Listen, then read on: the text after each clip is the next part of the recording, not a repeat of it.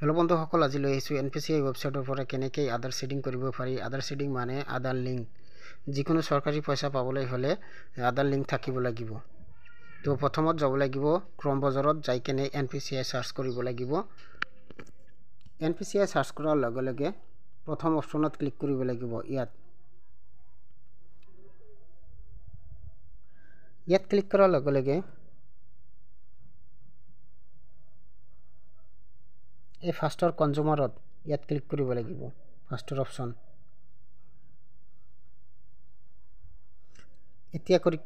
এতিয়া ভাৰত আধাৰ ইয়াত ক্লিক কৰিব লাগিব। তলৰ অপশ্যনত ইয়াৰ পৰা ডিশেডিং কৰিব পাৰিব। আধাৰ কাৰ্ড বেলেগ বেংকৰ লগত লিংক কৰিব পাৰিব। প্ৰথমত আধাৰ কাৰ্ড নম্বৰ দিব লাগিব। তাৰপিছত আধাৰ শেডিং অপশ্যনত ক্লিক কৰিব লাগিব। সিলেক্ট বেংকত যাব লাগিব। তাৰপিছত একাউণ্ট নম্বৰ দিব লাগিব। তাৰপিছত টিকমাৰ্ক দিব লাগিব। তাৰপিছত কেপচা বহাব লাগিব। তাৰপিছত প্ৰচিডত ক্লিক কৰিব লাগিব। একেবাৰে ইজি হয়। 2 মিনিটৰ ভিতৰত আধাৰ শেডিং হৈ যাব।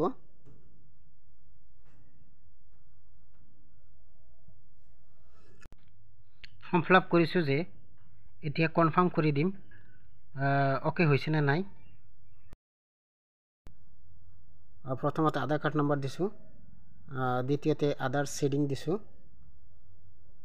তৃতীয়তে বেংক সিলেক্ট কৰিছোঁ। চতুৰ্থতে আধাৰ শেডিং টাইপটো ফ্ৰেছ দিছোঁ। ফ্ৰেছ শেডিং একাউণ্ট নম্বৰ দিছোঁ। কনফাৰ্ম একাউণ্ট নম্বৰ দিছোঁ। এতিয়া দুটা অপশ্যন আছে, টিকমাৰ্ক কৰিব লাগিব। প্ৰথম এইটো পাৰিলে পাৰিব আপোনালোকে, কিন্তু কৰিব নালাগে, টিকমাৰ্ক দিলেই হ'ব। দ্বিতীয়তে সেইটো টিকমাৰ্ক কৰিব লাগিব লাষ্টৰ। এইটো টিকমাৰ্ক কৰাৰ পিছত কেপচা বহুৱাব লাগিব। কেপচা দিব লাগিব। তাৰপিছত প্ৰচিডত ক্লিক কৰিব লাগিব। এতিয়া এনেকুৱা ফৰ্ম আহিব। তলফালে যাব লাগিব। আই এগ্ৰি ইয়াত ক্লিক কৰিব লাগিব।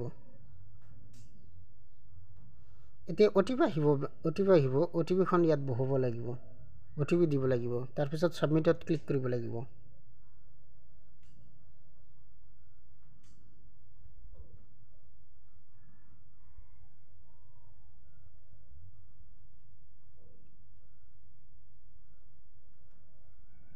হৈ গৈছে। মই আগতে কৰা আছে, সেইকাৰণে চিডিত দেখাইছে। তো আপোনালোকে কৰিব পাৰিব ইজিলি। পাৰিলে ছাবস্ক্ৰাইব কৰি দিব, লাইক কৰি দিব, আৰু ইজিলি কৰিব পাৰিব। নতুন আপডেট আহিছে।